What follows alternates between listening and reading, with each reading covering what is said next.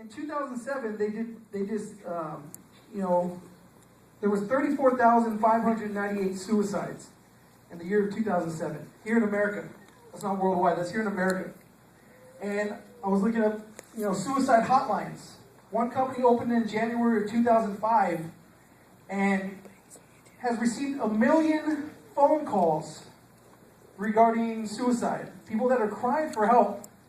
People that have, things in their heart that they need to deal with. And if you're here, there's an answer. If you're crying, you may not put it on YouTube. You may not tell your friends. You may not tell anybody, but you know that you're crying inside.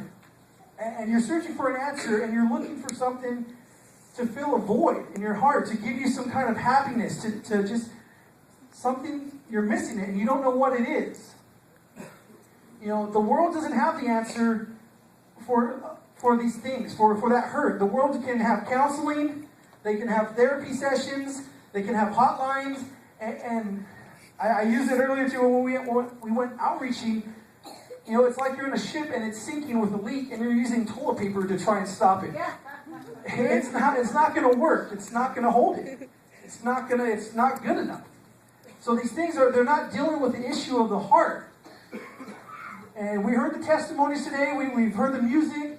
And if you're here, the answer is Jesus Christ.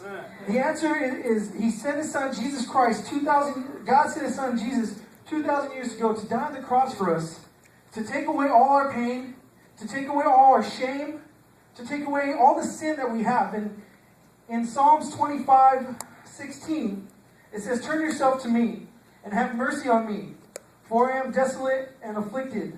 The troubles of my heart have enlarged. Bring me out of my distress. Look on my affliction and my pain, and forgive all my sins. Consider my enemies, for they are many, and they hate me with cruel hatred. Keep my soul and deliver me. Let me not be ashamed, for I put my trust in you." And that's what you need to do tonight, is cry out to God that you have all this pain.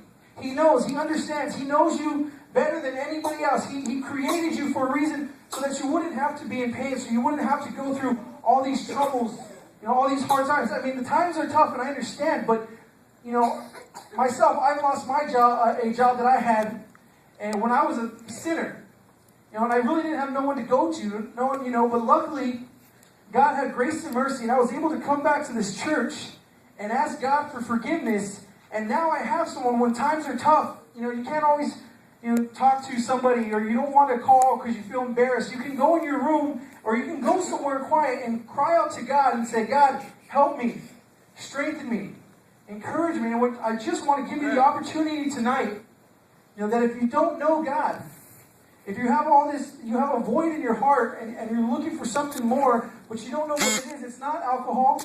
A lot of people turn to drugs. And yeah, they have AA and other things like that, but those, like I said, they're not going to help. Those things just make it worse, because you continue to yearn for something more. You're always looking for the next high. Always looking for more alcohol, something stronger. You're looking for it in friends or people, and you're not going to find it in them, because people will fail you. They will fail you. You need to look towards God, because He's never going to leave you. He's never going to forsake you. Give them that opportunity tonight. Open up your heart. Like I said, there's people here that gave their testimonies. Like Brother Tony, how he could have been, this, or he could have been that, but God saved him from that. But if you've already done that, God can still save you from that. God can take all the pain away. If I could have every head bowed and every eye closed this night.